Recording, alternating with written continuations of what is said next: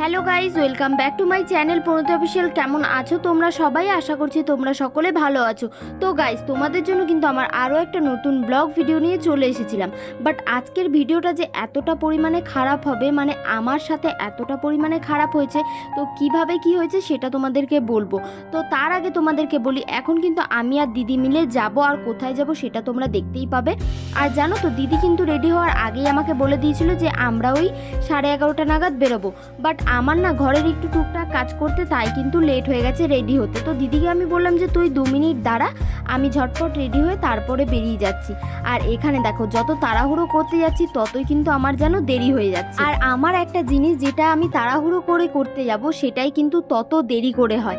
তাই বললাম যে না, ধীরে সুস্থে কাজ করে তারপরে বেরোই।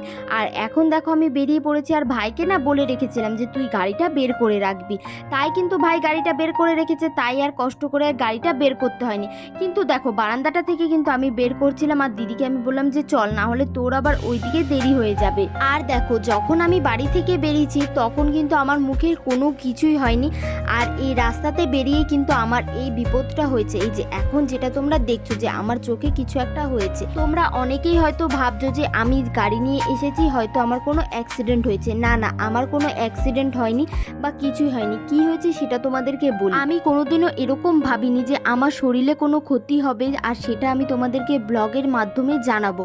কিন্তু কিছু করার নেই, আজকের এই ব্যাপারটা এরকমভাবেই হলো, যার কারণে আমি তোমাদের সাথে শেয়ার করতে বাধ্য হলাম। আর এখন আমি যেখানে এসেছিলাম, এসেছিলাম আমার দিদির মেয়ে, তার একটা ক্লাস হয়। তো কি ক্লাস হয় সেটা তোমাদেরকে বলছি না। দেখো, ক্লাস করেই কিন্তু আমি বাড়ি চলে এসেছি। মানে চোখের এতটা খারাপ অবস্থা নিয়ে কিন্তু আমি পুরো গাড়ি চালিয়ে বাড়ি এসেছি। আর এখন বাড়িতে আসার পর যখন সবাই দেখছে, তখন সবাই জিজ্ঞেস করছে যে কিভাবে হয়েছে। আর এখানে না, অশ্মির একটু দেখতে গিয়ে আমাকে ব্যথা দিয়ে দিয়েছে, যেটাও বুঝতেই পারেনি। আর এবার তোমাদেরকে আমি বলি যে আমার এটা কিভাবে হয়েছে। আসলে আমি গাড়ি নিয়ে যাচ্ছিলাম, তখনই হঠাৎ কোথা থেকে একটা বড় ধরনের পোকা আমার চোখে এসে ফট করে এসে কামড়ে দিয়ে যেটা উড়ে চলে গেছে। আমি দেখতেও পাইনি যে কি পোকা এটা।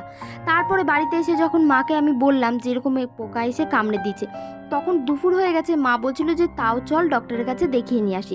তখন আমি বললাম যে না, এই ছোট একটা পোকা কামড়েছে, এটার জন্য আর ডাক্তারের কাছে যাব না। তাই কিন্তু আমি আর ডক্টরের কাছে যাইনি। আর একটা কথা তোমাদেরকে বলি, আমি হয়তো আজকে সানগ্লাস পরে যদি গাড়িটা চালাতাম, তাহলে হয়তো আমার এত বড় ক্ষতি হতো না। অন্যদিন যখন আমি গাড়ি চালাই তখন কিন্তু আমি সানগ্লাস পরেই গাড়ি চালাই। আজকে যেহেতু ওয়েদারটা একটু মেঘলা মেঘলা আর সেরকমভাবে রোদ ওঠেনি, তাই কিন্তু আমি আর সানগ্লাস পরিনি।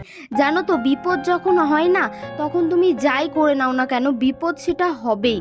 আর আমি এখন ওটাই বলছিলাম যে আমার কিরকমভাবে কি হয়েছে। মানে সত্যি কথা বলতে, যখন পোকাটা এসে পড়লো না, আর আমি গাড়িটা ফট করে সাইডে দাঁড় করিয়ে দিয়েছিলাম, যখন তাকিয়ে দেখছি যে আমার চোখের সাইড থেকে রক্ত বেরোচ্ছে, তখন তো আমি পুরো ভয় পেয়ে গিয়েছিলাম যে আমার চোখে আবার এটা কি হলো। ভাবলাম হয়তো হট করে একটা পোকা এসে বসে আবার চলে গেছে। তারপরে দেখছি যে না, পোকাটা আমাকে কামড়ে দিয়েছে। আর যার বিষটার থেকে কিন্তু আমার এই ফোলাটা বেড়ে যাচ্ছে। আর যারা যারা দেখেছে, কেউ বলছে মৌমাছিতে কামড়েছে, কেউ বলছে কোনো বিষাক্ত পোকাতে কামড়েছে।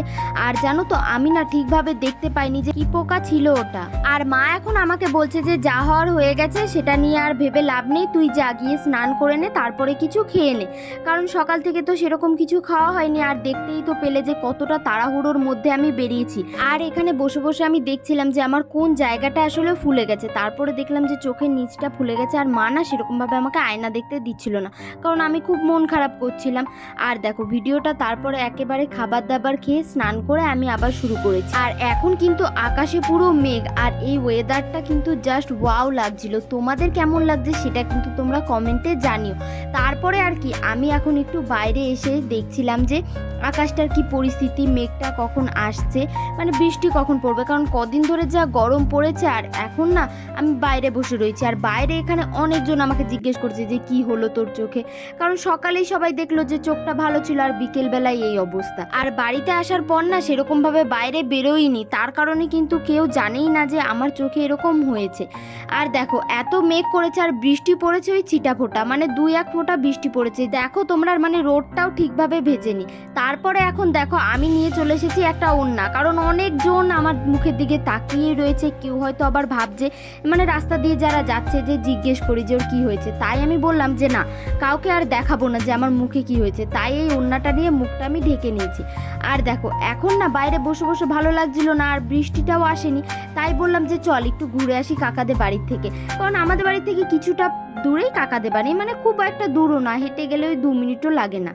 তাই বললাম দিদিকে যে চল তুই আর আমি মিলে ঘুরে আসি কাকাদের বাড়ি থেকে। আর বাড়িতে কতক্ষণই আর ভালো লাগে বলো। এখন দেখো আমি কাকাদের বাড়ি চলে এসেছি, আর দিদিকে আমি বলছিলাম যে আমার এই বেঁকাপাড়া মুখটা দেখাস না, সবাইকে দেখা, কারণ এখানে অনেকজন ছিল, মানে আমার দিদি এসছে কাকাদের বাড়িতে। আর ওখানে দেখো পাপা এখন ঘুমাচ্ছে। আর দেখো ঘুমন্ত অবস্থায় দেখে মনে হচ্ছে না যে কত শান্ত, কিন্তু না, এ এত শান্ত নয়।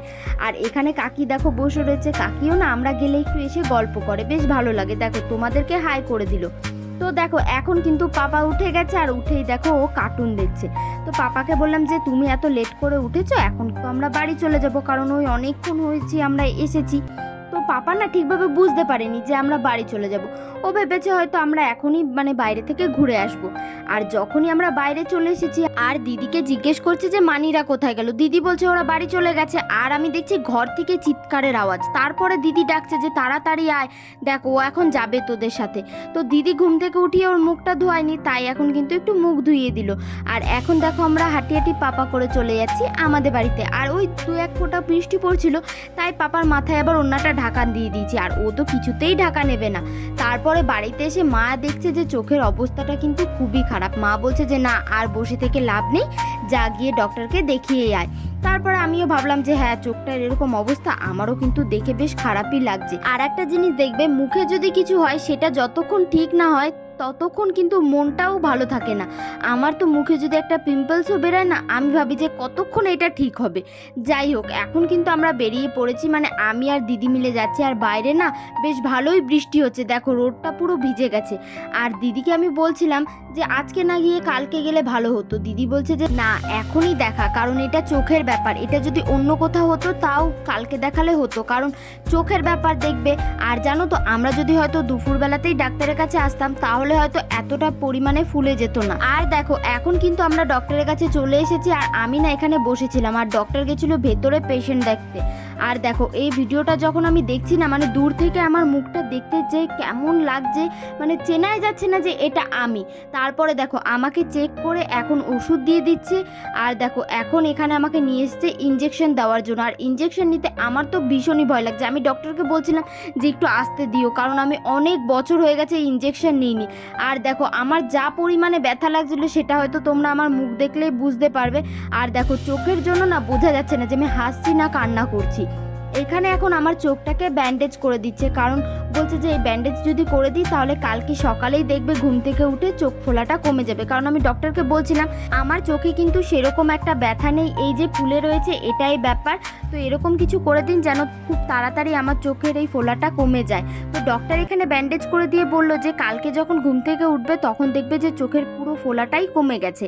তো আমি এখন ব্যান্ডেজ করে নিয়ে বাড়ি চলে এসেছি। আর আজকের ভিডিওটা এখানেই শেষ করছি। তোমাদেরকে আমি বলি, যতদিন আমার এই চোখের ব্যথা ঠিক না হবে ততদিন কিন্তু আমি তোমাদের সাথে ভিডিও শেয়ার করতে পারবো না। তো তোমরা কিন্তু সবাই আমার পাশে থেকো। চলো বাই।